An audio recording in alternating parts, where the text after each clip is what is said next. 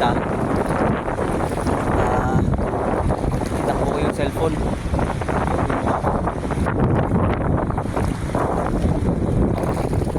Pinutol mo na yung ano.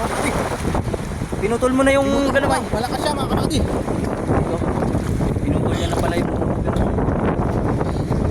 So expected na malaki to.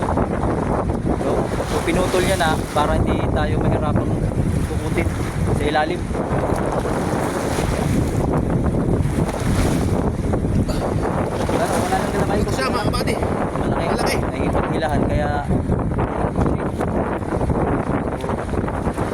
pinutol niya na yung galamay. Ito kapit natin mga kabady.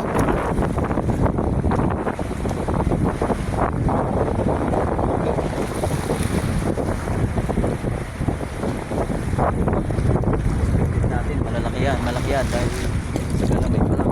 Malakas. Galamay pa lang.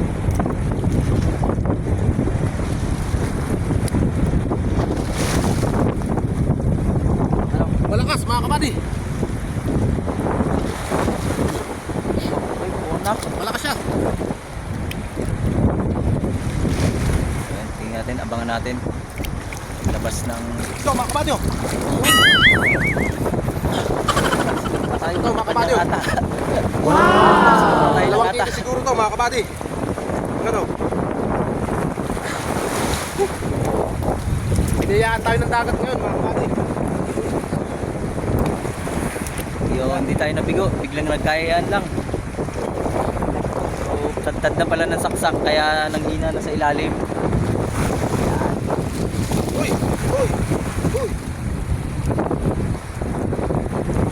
So yun, let's go. Hinayaan tayo mga kabady. Hindi tayo nabigo. Pinapangarap natin na makuha sa dagat. Almost 2 kilos mga kabady. Tubita. Yan mga kabady. Tad na ng saksak, so tumutubo na yung mata niya. So kung makapansin nyo, itim na yung tubig. Ito mga kabady. Lalagyan ko. Damit.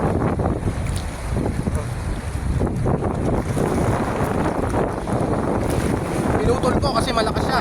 Hinihila niya ako pababa mga kabady.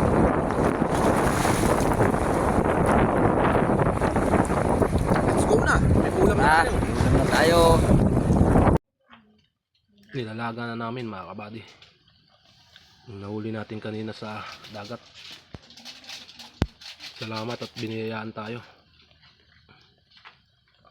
Ito talaga mga kabady yung target namin. Yung mga nakarang alis namin sa bangka. Ngayon lang namin siya nadali mga kabady. Parang nagpauli siya sa atin ha. Nakita ni Bading Junmar sa sa butas.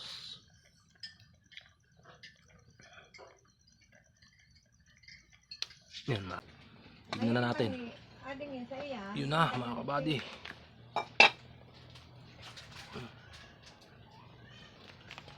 Kumukulo na. Yan mga kabady. Kung makikita nyo, laki ng ulo niya. Ayan kalbo pa. Sus, Mariosep mga kabady. Tumatalsik pa. Kumukulo na siya mga kabady. Yan. Yun.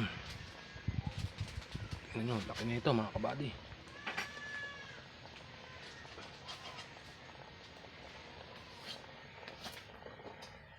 Ito na siya mga kabady. Kain po tayo. Ito mga kabady.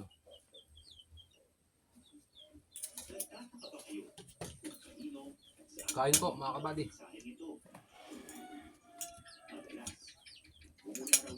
Ito may sili ito mga kabady. Kaya hiniwalay. May honeybee pa mga kabady. Kain po mga kabady. Pinisita ko ang pinasarang Poco Hub sa Bamban, Tarlac. Kasama